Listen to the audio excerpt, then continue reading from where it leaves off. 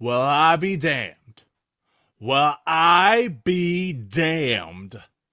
After 8 seasons, multiple playoff appearances, a finals championship, and recently a second round exit to the Oklahoma City Thunder, who won a championship the year before, LeBron James is leaving the Los Angeles Lakers. And I feel like him teaming up with Steph Curry and the Golden State Warriors is more and more inevitable. Let us read a couple articles on here, because originally I was going to upload my Ja Morant video, but I'm going to push that back because this is more important. This is more important, y'all. Oh my lord. LeBron James leaving the Lakers reportedly plans to return for a 24th NBA season with a new team. LeBron James is running it back, but not with the Los Angeles Lakers. According to ESPN Shams, LeBron has informed the Lakers he will look to play elsewhere for the 2026-27 season. The Lakers have shared a message from team president Jeanie Buss on social media on Tuesday or today, confirming the news, thanking LeBron for his 8 years with the team. You can pause to read. I'm not going to read the whole thing.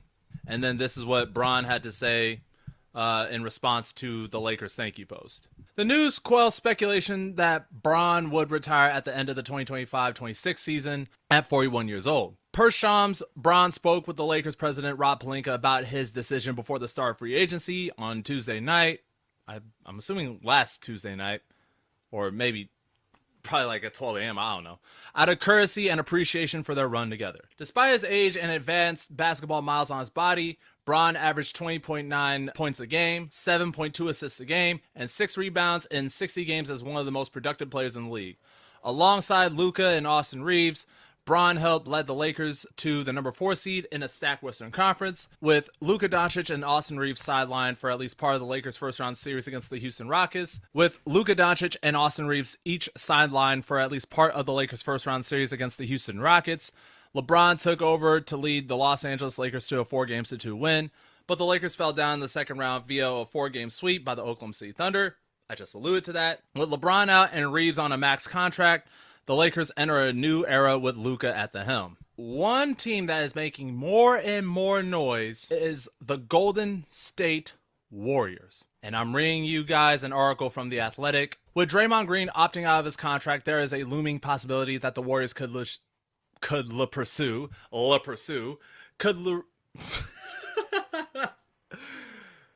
There is a looming possibility that the Warriors could pursue LeBron in free agency and Anthony Davis via trade. Here's how that could work out financially. For starters, the Warriors must include Jimmy Butler as a salary match in any potential trade for AD.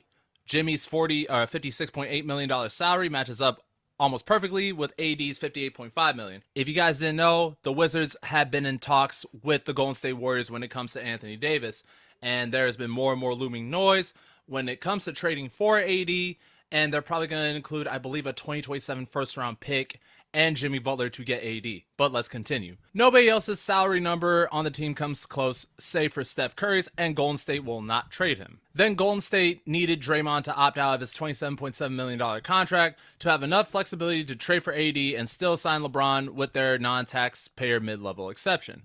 Or perhaps even take him via a sign-and-trade. And if Draymond renegotiates his deal to stay with the Warriors for, let's say, $52 million over 3 years, then that would shave $11 million from his salary in the 2026-27 campaign.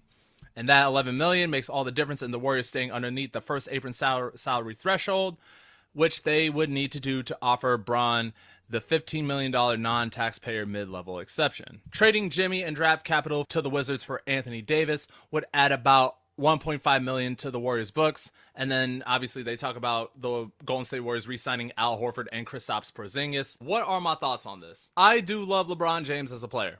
I respect his greatness, and I respect what he has done for the NBA. And in fact, he is my top my top 3 greatest players of all time, along with Michael Jordan and Kobe Bryant. Obviously, as y'all can tell by the bracelets. But people don't understand that it was about time for both parties to move on. And I kind of saw the writing on the wall when there were inconsistent reports about, okay, LeBron wants to stay in LA. LeBron wants to stay in LA for this amount of money. The Lakers want to keep him. No, LeBron wants to go to the Golden State Warriors. He wants to go to the Cleveland Cavaliers. He wants to go to the Miami Heat and play with Giannis and Bam and yada, yada, yada. So it was just like there was this intense standoff. And in truth, there was kind of an intense standoff since our first round exit versus the Denver Nuggets in the 2023-24 season. And then once Anthony Davis got traded, that standoff and rumblings about LeBron potentially leaving or retiring got louder and louder and louder. And then I made my video talking about LeBron unofficially announcing his retirement. And a lot of people said, yeah, this is clickbait, son. I'm a dislike this. And I was like, you know what? I don't blame them because I look like an actual fool. It was due time that we needed to get rid of LeBron. And that's not disrespect toward LeBron as a player. He's one of the all-time greatest players in the NBA, and his legacy should not go unnoticed, whether he plays in a Laker uniform or not. All I'm saying, man, is that with this standoff that has happened throughout the last year and a half to 2 years or so, you could tell that the writing was on the wall there. Because for me, the signs were there that he's not going to return to LA. Because if this is the type of stuff that he's going to do, it would have been better for both parties to move on. And you guys want to know something? I would have lost a lot of respect for LeBron if he did all this stuff, all this crap with Rob Pelinka and standing off of the Lakers front office. And let me say this. Rob Pelinka and the Lakers are not innocent in this either, because this standoff is screwing us over, this type of stuff trying to appease LeBron screwed us over a lot in free agency. Because if y'all think about it, nobody wanted Marcus Smart until we signed him. Nobody wanted DeAndre Ayton until we signed him. And those were our best free agent signings, even though we could have gotten a guy like Miles Turner, even though Turner is not that big of an upgrade to DeAndre Ayton. But at least I get some threes and defense out of Turner. Yeah, he's not the best rebounder out there, and the guy's rebounding IQ's that of like a small peanut. But I would have rather that than DeAndre Ayton, who can't really do anything underneath the rim. We do have a lot of salary on our books to sign some respectable players. Obviously, we may not win next year. You know what I'm saying? Even if we sign guys like Peyton Watson, I heard a lot of stuff about getting Jalen Duren from the Pistons. I'll make my video about the Pistons relatively soon, probably this week, later on this week. And then Walker Kessler from the Utah Jazz. Both of them are solid players who are really good athletic centers who can block shots and play good defense underneath the rim. Obviously, with Jalen Duren, he wasn't all that in a bag of chips in that whole entire postseason run with the Detroit Pistons next to Cade Cunningham. I felt like we needed to make the focus on trying to build around Luka Doncic. And right now, Rob Pelinka is not innocent because he's doing a terrible job at it. I mean, he's signing scraps and pieces that other teams don't even want. Run It Back Philly made one of the most hilarious videos ever saying, like, dude, why are the Lakers trying to go for the whitest dudes in free agency? I mean, we're trying to go after Dean Wade, who isn't even a good 3-and-D guy. I mean, he's a 3-and-D wing, but he ain't even good at that. And we're interested in that that Aussie center, Jock Landale, who I only remember him from the Phoenix Suns and the fact he looks like Jake Paul. That's who y'all interested in? Like, who the hell are these dudes, bro? And we signed a white dude with goggles from college. I forgot what his name is. They call him Kareem Abdul-Jabbar. Not Kareem, cream, like ice cream. You know what I'm saying? But, yeah, LeBron, look, I'm grateful for what LeBron has done for the Lakers in 8 years. And what I'm about to say is not going to change that. But it was best for both parties to move on. And again, I would have lost a lot of respect for LeBron if he did all this and he chose to stay anyway. At least I got to know that his direction is not going to involve being on the Lakers for the next handful of years that he'll still play. And you know what? It's a sigh of relief for me, personally. I know a lot of LeBron fans are going to come after me saying, oh my gosh, y'all Laker fans are ungrateful. Luka's not going to win you anything and blah, blah, blah, blah, blah. Yeah, Luka hasn't won anything because the Mavericks just threw him out for basically Cooper Flagg, who, yes, Cooper is going to be a nice player. And I hope Cooper Flagg has a successful tenure in Dallas. But it's going to take some time until him and the Mavs are up there with teams like the San Antonio Spurs and the Oklahoma City Thunder and the Minnesota Timberwolves. It's going to take some time until Cooper Flag in a Mavs uniform can reach that level. So, I do think we can win with Luka.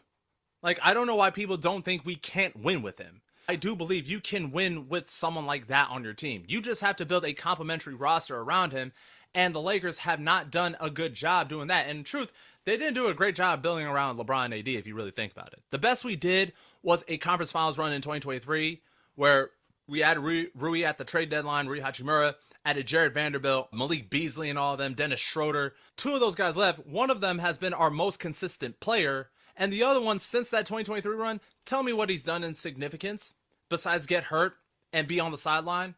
I mean, look, man, when you have Anthony Edwards screaming at you saying, yo, man, you've been out for 2 years, then what does that say about Vanderbilt?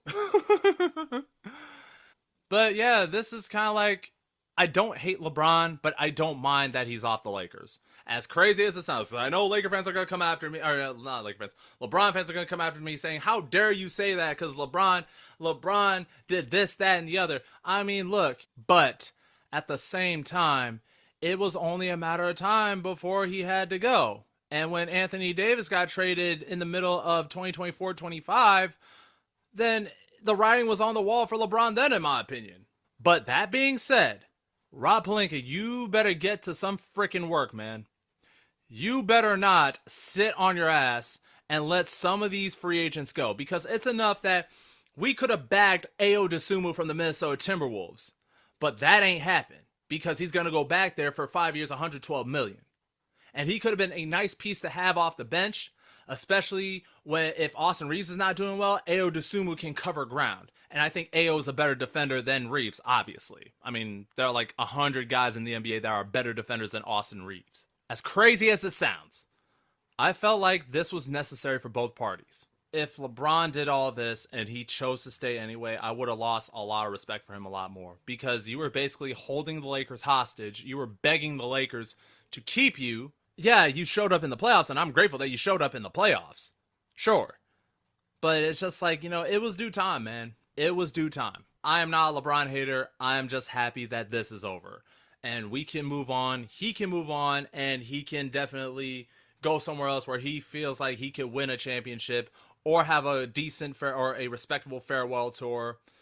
And it's just like, I'm just happy that both parties are able to move on. So, again, LeBron, thank you for 8 great years, but it was just due time, man.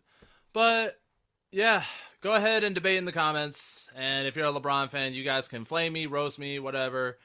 But, yeah. Again, I don't hate LeBron. He's a great player. But it was just best for both parties to move on. That's just my personal opinion. You guys don't have to agree with me. That's fine. But whatever your thoughts are, please leave it in the comments below.